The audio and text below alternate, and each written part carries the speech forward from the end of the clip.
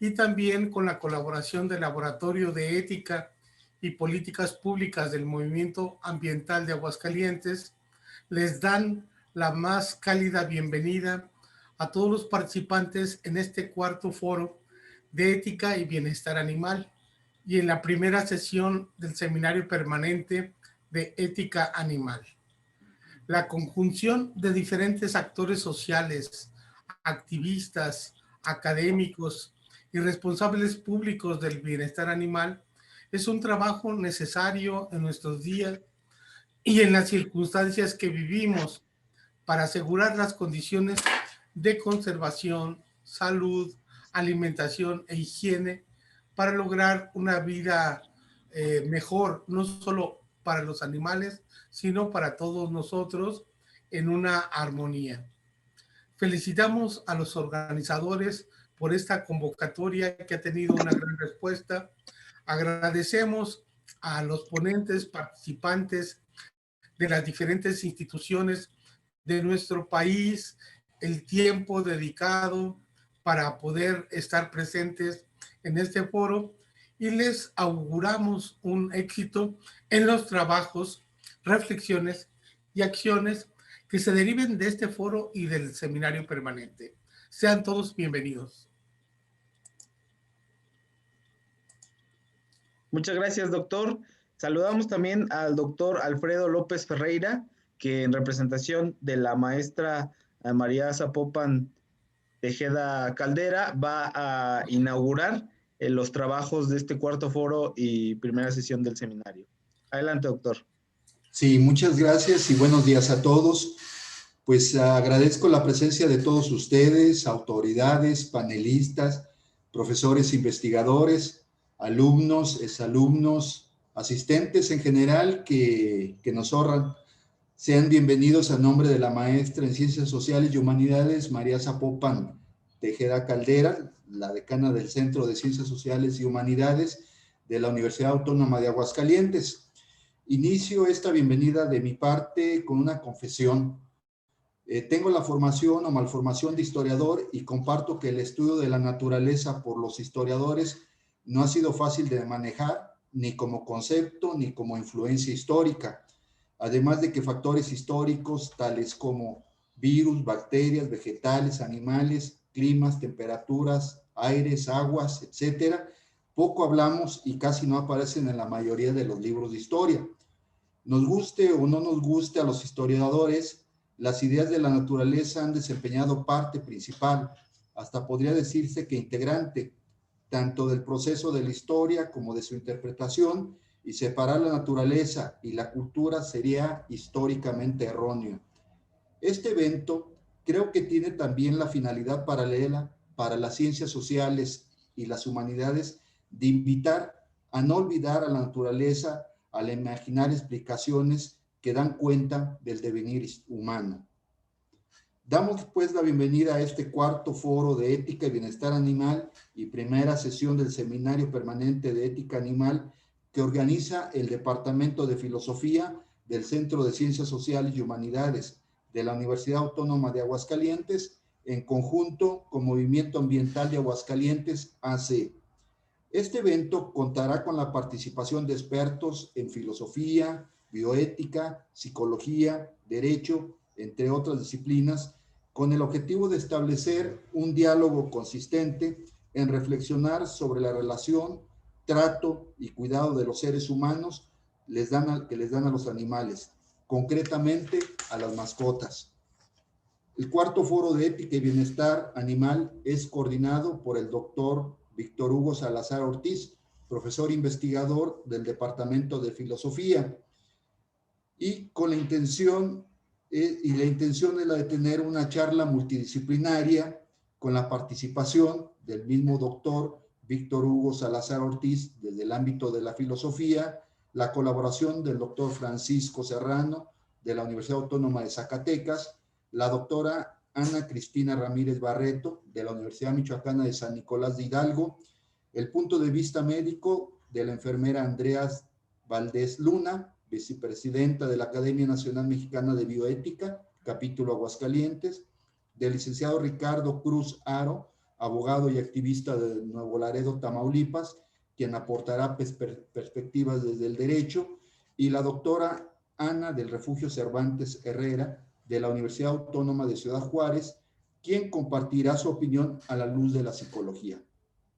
Adelanto, indicando que es conocido que lo mejor de los intercambios de conocimiento que se dan en estos eventos van a transcurrir también fuera de los espacios de celebración de las actividades, pues es donde el flujo de ideas, propuestas y opiniones de seguro abundarán. Eso esperamos. Termino mi participación permitiéndome inaugurar a nombre de la maestra María Zapopan Tejeda Caldera, decana del Centro de Ciencias Sociales y Humanidades, este evento hoy viernes 15 de enero del 2021, siendo las 10 horas con 11 minutos, y pues deseándoles y felicitándoles y enhorabuena. Gracias a todos. Buenos días. Muchas gracias, doctor. Brevemente les recuerdo, cada persona que va a participar con una ponencia, ya enlistadas por el doctor López Ferreira, va a contestar rápidamente en 15 minutos 3 preguntas reto. La primera es: la pandemia nos ha enseñado los efectos nocivos y secuelas del confinamiento. ¿Qué retos y deudas tienen las personas humanas con respecto a los animales no humanos domésticos que habitan en sus casas? La segunda es: la legislación con respecto al maltrato de animales no humanos domésticos ha avanzado, pero su aplicación sigue presentando rezagos. ¿Qué temas son prioritarios y cómo abordarlos? Y la tercera y última pregunta: el cuidado y el bienestar animal también son un tema de ética profesional. ¿Cuál debe ser el papel de profesionales y gremios de medicina veterinaria en pequeñas especies en la educación respectiva y la incidencia en políticas públicas? Nuestra primera ponente es la doctora Ana Cristina Ramírez Barreto. Ella, como ya se mencionó, nos acompaña de la Universidad Michoacana de San Nicolás de Hidalgo. Es licenciada en Filosofía, maestra en Filosofía de la Cultura y doctora en Antropología Social, miembro del Sistema Nacional de Investigadores, perfil PROMEP, profesora investigadora titular de tiempo completo en la Facultad de Filosofía de la mencionada universidad, pertenece al cuerpo académico Humanismo y Posthumanismo y es miembro del Consejo Científico y Evaluador de las revistas AIBR, Revista de Antropología Iberoamericana y Devenires. Adelante, doctora. Bienvenida. Muchas gracias. Es para mí un gran honor, un gusto estar con ustedes aquí en este extraordinario evento, del cual pues felicito mucho a mis colegas de Aguascalientes, y además también me gustaría pues celebrar la iniciativa del seminario permanente, al cual nos sumamos con todo gusto y esperamos que rinda muy buenos frutos, porque es tiempo de que eso ocurra. Ya es el momento adecuado. Bueno, una vez hecho el agradecimiento, paso a las respuestas que di a las preguntas que amablemente nos enviaron. La primera, que corresponde a esta idea de la vivencia directa del confinamiento que tenemos y cómo lo estamos reflexionando con respecto a los animales domésticos adentro de las casas. Esta pandemia ha dado oportunidad a que movamos el músculo de la empatía y la consecuente reflexión ética más que en los llamados tiempos normales. El año pasado iban y venían aquellos cálculos en boga entonces sobre si mueren más personas por gripe o por tomar agua contaminada que por este nuevo virus. Aunque así sea, nos conmovió la idea de personas tenidas por sanas, pero en realidad vulnerables por comorbilidades, falleciendo repentinamente por asfixia, ya sea en su casa o en un hospital, sin que el personal de salud pudiera hacer mucho más que atenuar síntomas y esperar a que el trabajo tecnocientífico diera con tratamientos y vacunas a nivel global.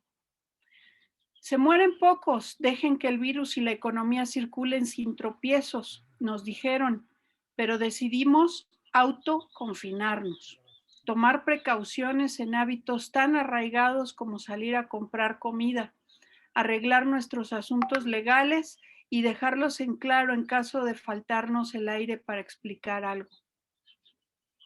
Porque nos caló y sigue calando la imagen de abuelos y abuelas que no pueden despedir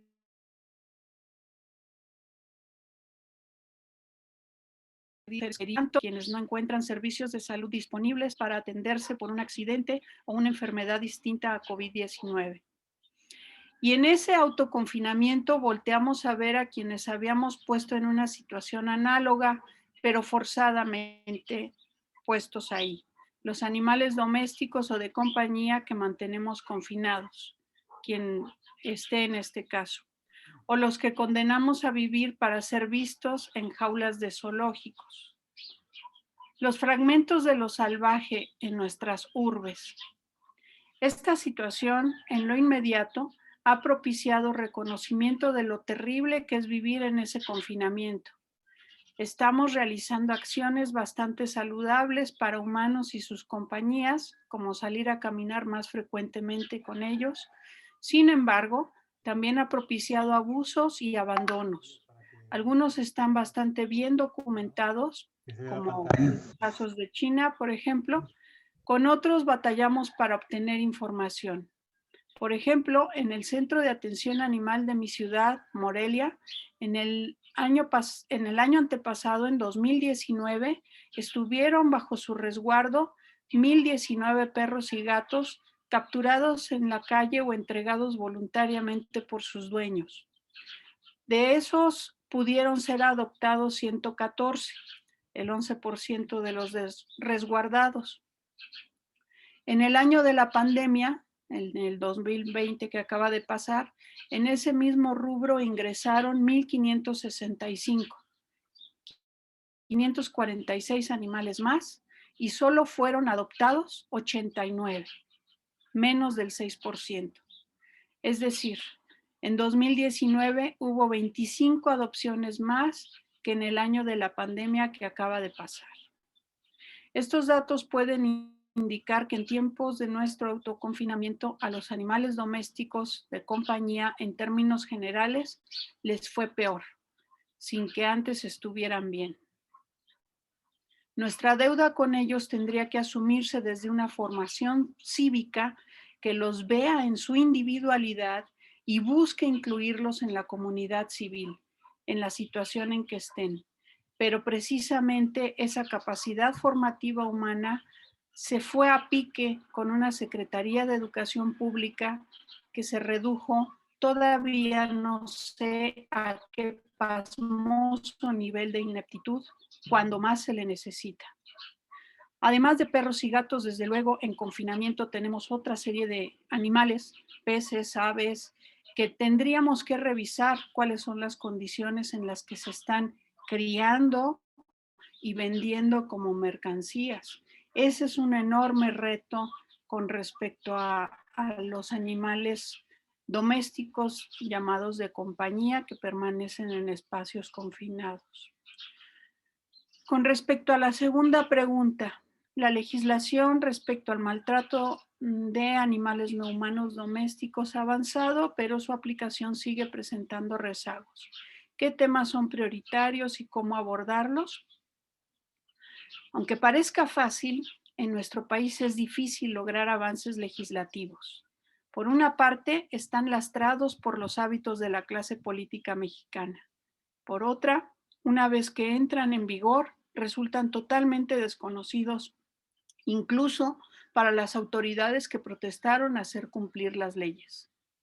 Por ejemplo, en el 2017 consideramos un gran triunfo que se reformara el Código Penal Federal para incluir el artículo 419 bis, que penaliza con multa o cárcel todos los actos relacionados con perros, con peleas de perros, desde criarlos hasta rentarles espacio para realizarse las peleas. En el 2016 se corrió el rumor de que Aguascalientes o Zacatecas, no recuerdo cuál estado, serían sede de un torneo mundial de peleas de perros. Teniendo ya 2 años en vigor la reforma a la ley, pregunté vía transparencia a la Procuraduría General de la República, a la Fiscalía General de la República sobre la incidencia de denuncias y seguimiento. En su primera respuesta no tenían idea de qué les hablaba. En la segunda, habiéndoles citado el artículo y dándoles el contexto de por qué merecía atención mi pregunta, me respondieron verborrágicamente que la Dirección de Estadística buscó exhaustivamente en su sistema y encontró 0 registros de averiguaciones previas y carpetas de investigación en el periodo de octubre de 2018 a octubre del 2019. Además, la CIDF, por conducto de la Unidad Especializada en Investigación de Delitos contra el Ambiente y provistos en leyes especiales, también buscó exhaustivamente en sus archivos, libros de gobierno, encontrando 0 expedientes al respecto. Lo prioritario es arraigar el impulso que nos lleve de la condición de mísera justicia o venganza institucionalizada, que es lo que tenemos ahora en términos de Ruth Morris, hacia la transformación social vía la justicia transformativa que ella propone. Para eso tenemos que aprender a usar acotada, atinadamente, la punición, una herramienta ineficiente en la que hasta ahora ha sido central en nuestro sistema de justicia. Es más, ha sido lo único, sin considerar el tomar venganza por propia mano, que es la otra vía en donde esto que llamamos justicia trabaja. Y tenemos que hacer mucho más en estrategias de salud comunitaria ante eventos desafortunados o francamente delictivos. Salud comunitaria que no se refiere solamente a atender una enfermedad, sino a atender el que se haga mal a alguien, aunque ese alguien sea distinto de la especie humana.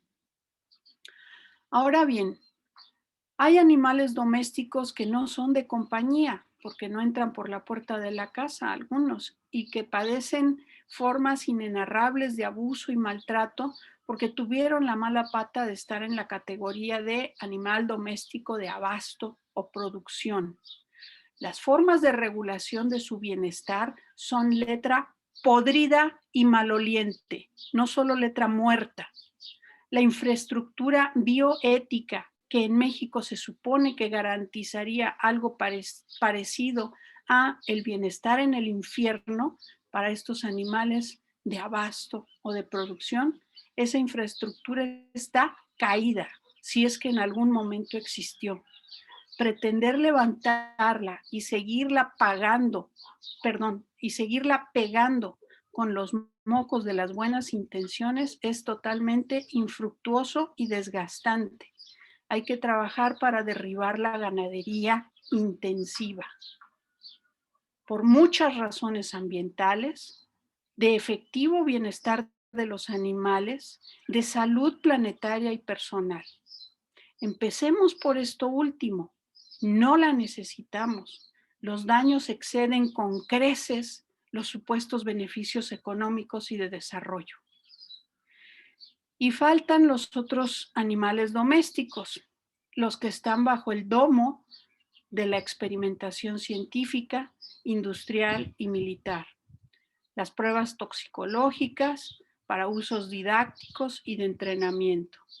El sistema de la bioética hacia ellos está también caído a nivel global, especialmente en México, que no conversa sobre lo que hace con animales en laboratorio, más que con quienes aprobarán sus protocolos, que sigue sin utilizar los comités de bioética para discutir cuál es la pertinencia y la significación de los procedimientos que van a realizar con animales, porque creen que no debe haber tropiezos éticos al avance científico, porque hoy por ti y mañana por mí, porque la Comisión Nacional de Bioética desde su fundación en 2005 dejó a los animales no humanos en un después, cuando no haya urgencias humanas, que nunca ha llegado.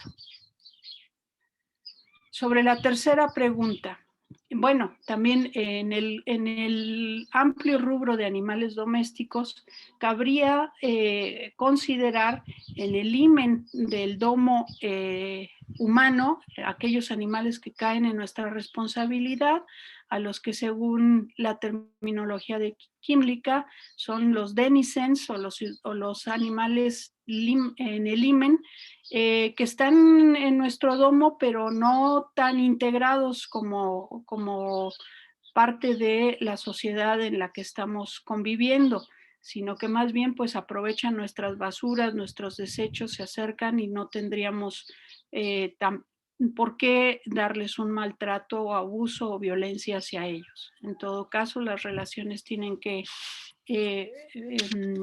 regularse, observarse, y desde luego en México pues no confiar solamente en el sistema punitivo para orientar nuestras acciones.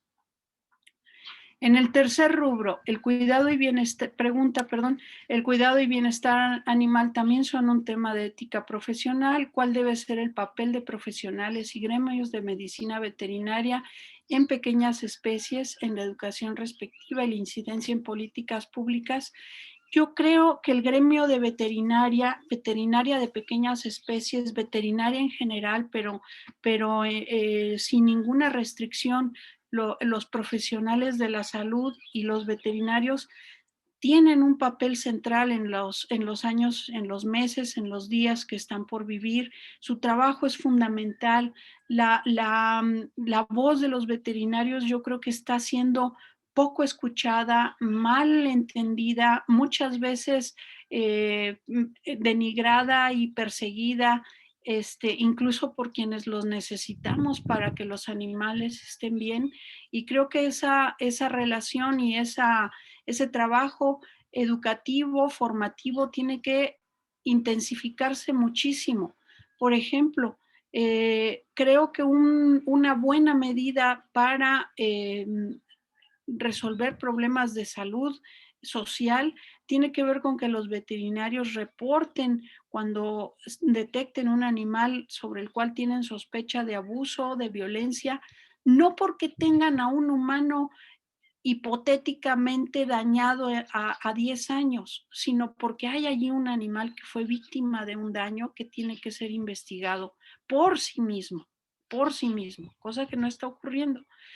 Y desde luego que la educación en torno a nuestros hábitos, nuestros buenos y malos hábitos, y los que tomamos como buenos y malos hábitos con respecto a los animales domésticos en estas amplísimas gama que tenemos más allá de los que entran a la casa a hacernos compañía, pues es también una voz fundamental que tiene que ser escuchada y que esperaríamos que fuera mucho más activa, que tomaran un papel mucho más protagónico que el que ahora han tenido y que recibieran enorme reconocimiento, porque nuestra salud, la salud del planeta, depende de su actividad profesional, de su disponibilidad para la comunicación y la conexión con la población en general. Y pues esas son mis respuestas. Muchísimas gracias por su atención. Gracias a usted, doctora. Fabulosas respuestas. Le agradecemos de nueva cuenta su participación. Ahora invitamos al estrado virtual al doctor Francisco J. Serrano. Él es profesor investigador en la Unidad Académica de Filosofía de la Universidad Autónoma de Zacatecas y responsable de la licenciatura en Filosofía de dicha unidad académica. Es doctor en Filosofía por la Universidad Nacional Autónoma de México. Es ganador del Premio Alejandrina a la Investigación en 2004, otorgado por el Estado de Querétaro y la Universidad Autónoma de aquella entidad. Coordinador del Diplomado en Bioética de 2000 a 2002, ofrecido por la Autónoma de Querétaro y el Hospital General Regional número 1 del IMSS Querétaro. Es miembro del Comité de Ética de dicho hospital de 2002 a 2003 y actualmente es miembro del Sistema Nacional de Investigadores. Bienvenido, doctor. Adelante. Gracias, Sergio.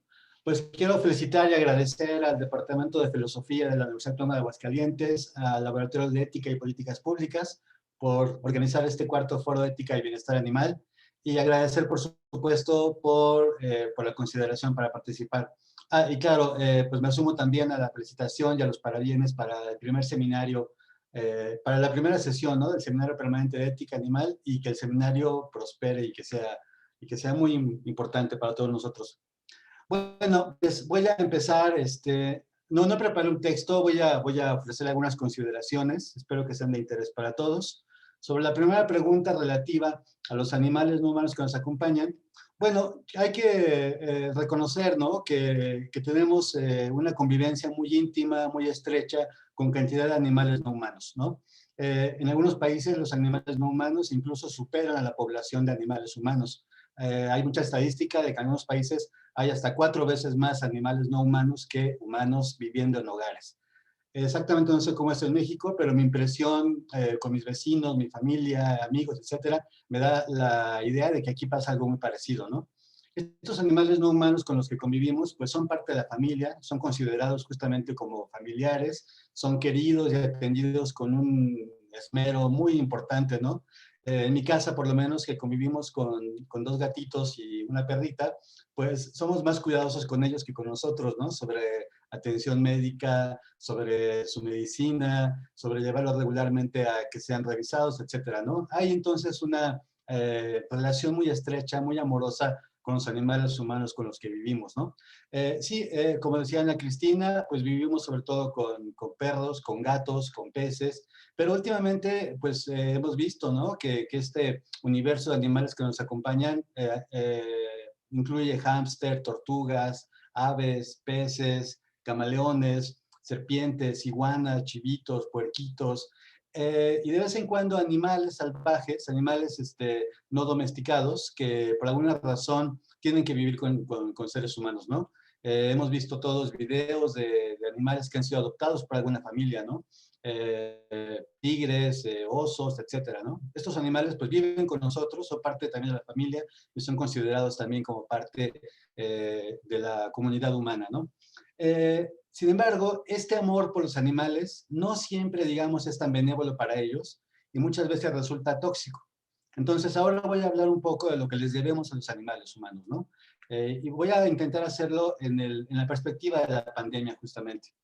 Lo que voy a hacer va a ser presentar muy esquemáticamente cuáles son, digamos, los temas más salientes de lo que se conoce como ética de las mascotas. El nombre es horrible, pero así se conoce, ¿no? Ética de las mascotas. Y tiene que ver con aquellos problemas éticos, aquellos problemas que tienen que ver con valoraciones sobre lo que hacemos, sobre lo que podría revisarse, sobre lo que podría ser nocivo para los animales no humanos. Y justamente son problemas valorativos y normativos. Es decir, que ahí detectamos que hay un problema, ahí detectamos que hay algo que no debería suceder, o ciertas cosas que tal vez hacemos muy bien, como por ejemplo salvar un animal salvaje que ha caído en nuestra casa, etcétera, ¿no?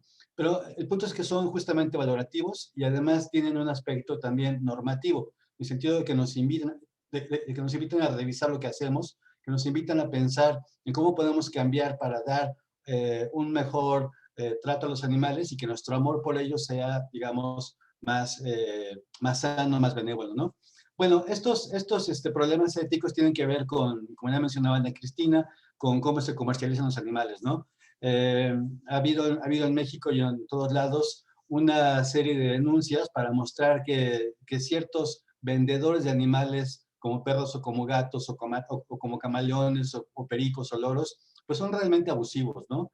Incurren en un montón de prácticas abusivas de explotación. Habría que ver, por ejemplo, cuántos animales que logran colocarse en una casa, habría que ver cuántos animales mueren por cada animal que se coloca en una casa. Digo, si piensas en tener una mascota como un perico o un loro, habrá que ver cuántos animales de este tipo mueren en el proceso de poner en tu casa uno. Este es un problema ético muy importante. aunque digamos sea legal comprar un animal exótico, eso no quiere decir que esté exento de problemas éticos. Y uno muy fuerte es ese, por ejemplo, ¿no? Son tratados como juguetes, son tratados como accesorios de la casa y el costo para la especie seguramente es muy fuerte. Aquí hay un problema valorativo y normativo que tenemos que atender, ¿no? Otro problema que podemos identificar es, bueno, ¿qué regulaciones hay para adoptar un animal? ¿Qué regulaciones hay para criarlos, no? Si pensamos, por ejemplo, en la crianza, habría que ver que hay una industria hoy en día de alimentación de animales que es terrible. Lo que compramos en el supermercado para los animales es pura basura prácticamente, ¿no? Implica sacrificar a otros animales, implica tratar a otros animales como desechos e implica un impacto ambiental también muy fuerte, ¿no? Entonces, habría que reflexionar sobre justamente cuál es el impacto que tiene consumir cierto tipo de productos para tener animales en casa. Y como digo, esta es una dimensión muy amplia porque, bueno, lo que compramos no es nutritivo, muchas veces es engordador, ¿no? Hemos visto mucho en muchos animales domésticos que tienen sobrepeso, ¿no? Y es una cosa lamentable, pero indica justamente que hay una mala alimentación, ¿no? Y bueno, no únicamente el problema del sobrepeso, hay otros problemas. Se generan todo tipo de enfermedades, todo tipo de atrofias, etcétera, ¿no? Entonces, habría que pensar muy atentamente en toda esta industria que rodea a los animales pues domésticos con los que convivimos, animales no humanos domésticos, y pensar justamente en lo que implica tener un animalito en casa, ¿no? Insisto, hacemos un montón de cosas por ellos, por amor, pero este amor no siempre es el más benévolo, ¿no? Otro problema es, bueno, ¿cómo los criamos, no? Yo he visto a mucha gente que cría a sus perros con base en el terror, en el miedo, ¿no? El perro tiene miedo constantemente de cierta persona en la casa, o vive en condiciones terribles, ¿no? Es expuesto al patio o a los techos de las casas, ¿no? Expuesto a la intemperie. Son ambientes claramente adversos para un perro, ¿no? Viven solitarios, viven apartados de la manada, etcétera, ¿no? Es decir, otra vez, aunque son animales domésticos, no siempre viven en las mejores condiciones y me parece que no hay regulaciones muy claras al respecto. Habría que pensar otra vez en eso, ¿no? Una pregunta ética general es, ¿para qué queremos tener animales no humanos en nuestra casa? Una idea que han explorado muchos ambientalistas es que en realidad los sometemos a un proceso de esclavización, ¿no? Esclavizamos a otras especies animales para que vivan con nosotros y que hagan ciertas cosas. Hablaré de eso en la siguiente oportunidad, con la siguiente pregunta. Pero el punto es que habría que reflexionar muy en serio para qué queremos un animal no humano viviendo con nosotros, ¿no? Y ese es un problema ético que, bueno, cada uno tiene que abordar, pero podemos ofrecer en un espacio académico activista como este, podemos ofrecer por lo menos que hay un tema importante que reflexionar y dar algunas ideas, ¿no? De por qué habría que revisar esto con criterios éticos, ¿no? Con criterios sobre lo que nos parece correcto o incorrecto. Hay que pensar también en el impacto que tiene un animal en nuestra casa sobre el medio ambiente. Hay, por ejemplo, es un caso muy dramático si quieren, pero hay muchos estudios de cómo poblaciones de gatos han diezmado a otras poblaciones, por ejemplo, de aves, ¿no? En un caso muy famoso en Japón, una isla se quedó sin aves justamente porque los humanos introdujeron gatos a esta isla, ¿no? Entonces habría que pensar también en eso. Es el caso más dramático, pero ciertamente tener un animal en casa implica algún efecto sobre el medio ambiente y tenemos que considerar si esto es algo otra vez deseable o hasta qué medidas habría que revisarlo. Bueno, sobre el aspecto de qué les debemos a los animales. Pues yo creo que les debemos un montón de cosas, ¿no? Con la pandemia hemos visto que vivir con animales ha hecho el aislamiento mucho más llevadero, ¿no? Hemos visto que estar en casa con un perrito, con un gato, hace que las cosas sean mucho más fáciles, ¿no? Los animales son una gran oportunidad para convivir con otras personas. Los animales no humanos son personas, ciertamente, y representan para nosotros una oportunidad de experimentar y de conocer al mundo de una manera muy diferente a la que lo hacemos. Por supuesto tienen personalidades, ¿no? Y siempre es un deleite estar con un perro, con un gato y descubrir esa personalidad, ¿no? Así que un animal no humano en nuestra casa amplía con mucho nuestra experiencia humana. Hace que nuestra experiencia sea mucho más rica, sea mucho más interesante, sea mucho más nutritiva en un sentido de conocimiento, de experiencias, de estética, etcétera, ¿no? Yo creo que esto también hay que rescatarlo y agradecerse a los animales no humanos. Creo que es imposible, digamos, que dejemos de vivir con animales no humanos en nuestras casas, y habría que pensar justamente en que estos beneficios que nos dan tienen que ser valorados desde un punto de vista ético a la luz de los problemas que mencioné antes. Habría que pensar en cómo sopesamos adecuadamente estas problemáticas para tener un trato, digamos, ético adecuado con los animales no humanos. Leí hace poco un artículo de un antropólogo español que se llama Caminando con un perro en Madrid durante la pandemia. Es un artículo que se encuentra en línea fácilmente. Y una conclusión del artículo de este investigador, que es Pedro Tomé, dice: las relaciones que formamos con nuestras mascotas, usa este término en inglés, pet, dan forma a los espacios que habitamos y cómo nos movemos en ellos. Y él decía justamente, esta es la conclusión de su artículo, él decía justamente que tener un perro ahora en Madrid permite que la gente tenga ciertos privilegios que quien no tiene perros. Por ejemplo, que pueden salir a caminar, ¿no? Entonces, justamente el espacio público que tenemos que cuidar ahora en la pandemia se ve afectado por tener un perro. Pero es una afectación benévola, si lo hacemos con cuidado, si lo hacemos con las precauciones que hay que tomar, ¿no? El perro tiene derecho, por supuesto, a salir, a caminar, a pasear, a hacer ejercicio, y uno tiene que ser correspondiente con ese derecho. Necesitamos justamente cuidar ese derecho.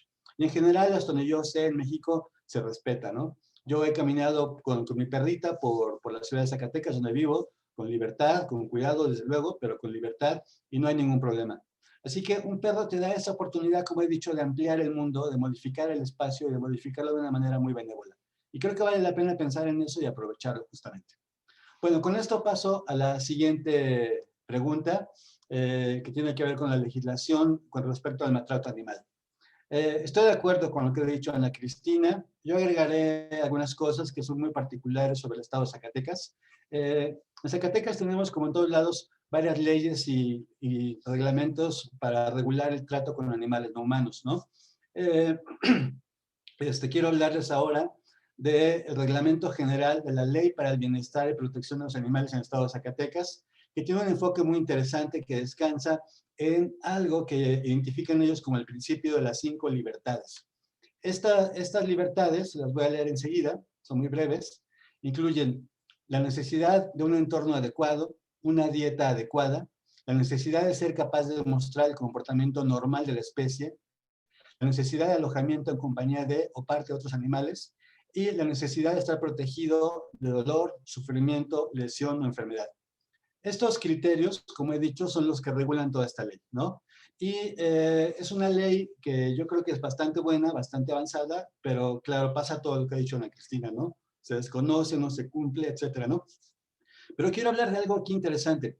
Estas 5 libertades representan, tal como la ley lo entiende y como creo que se puede entender, que los animales tienen derechos que no pueden ser afectados. O sea, derechos, como los ha llamado Kim Lica y Sue Davidson, derechos inviolables, ¿no? En el famoso libro de Sue Donaldson y Kim Lica, ellos defienden, este libro se llama Zoopolis. Ellos defienden que podemos ampliar nuestra esfera de preocupación ética considerando que los animales también tienen derechos inviolables. Y justamente lo que vemos con esta ley en Zacatecas es el reconocimiento tácito de que tienen derechos inviolables. Es decir, ahí está dicho, el concepto está ahí presente. No está dicho con estas palabras, yo creo que ese es un asunto que habría que discutir justamente, hacer explícito en qué sentido entendemos estas libertades que tienen los animales y que son consistentes además con otras leyes en Zacatecas. Las leyes más generales, por ejemplo, insisten mucho en el trato respetuoso y con dignidad a los animales. Es decir, se piensa, por norma general, que tenemos que darle un trato respetuoso y digno a los animales. El término dignidad es muy oscuro, como ustedes saben, es un término polémico siempre, pero en un sentido muy claro, dignidad significa que tienes derechos inviolables. Eso pasa con los seres humanos y parte del argumento de Donaldson y Kim Lica es justamente eso. Los derechos inviolables de un animal, de cualquier animal, según ellos, son comparables a los derechos humanos, en sentido justamente de que son derechos inviolables, de que son derechos que no puedes negociar, derechos que no puedes tú pasar por alto, que implican un respeto muy fuerte, ¿no?, a los animales y que regulan estas leyes, como he dicho. Bueno, pues con base en estos principios generales, este reglamento general que cité en Zacatecas establece normas para el trato a los animales no humanos que viven en nuestra casa, pero también establece normas para otros animales con los que convivimos, como animales de trabajo, animales para seguridad, animales para producción, animales de carga, etcétera, ¿no? Y bueno, acerca de esto nos da una serie de pautas que tienen que ver justamente con lo que se entiende por trato respetuoso y digno. Horas de descanso, el tipo de trato que deben tener al día, el tipo de carga que deben cargar, cómo tratar a un perro de guardia, etcétera, ¿no? Sin embargo, lo que la ley pasa por alto, y me parece que eso es muy importante, es la consideración en primer lugar de por qué necesitamos tener animales para esto. Es decir, volviendo a un tema que mencioné antes, estos animales destinados al trabajo son animales que son esclavizados. En la ley, la gran omisión que yo veo es que no se dice por qué un animal en particular será usado como bestia de carga, o será usado como perro guardián, o será usado como perro de compañía. En realidad eso se pasa por alto. Se asume que así es y se asume que no hay nada que hacer al respecto. Lo único que importa es el periodo que va desde que el animal está ya en servicio hasta que el animal es retirado. Pero no se dice nada del periodo posterior a que lo retiras. Debería haber alguna consideración sobre ese periodo también, ¿no? Alguna cláusula, alguna indicación que nos diga qué trato debemos darle a un animal que ha dejado de trabajar para nosotros.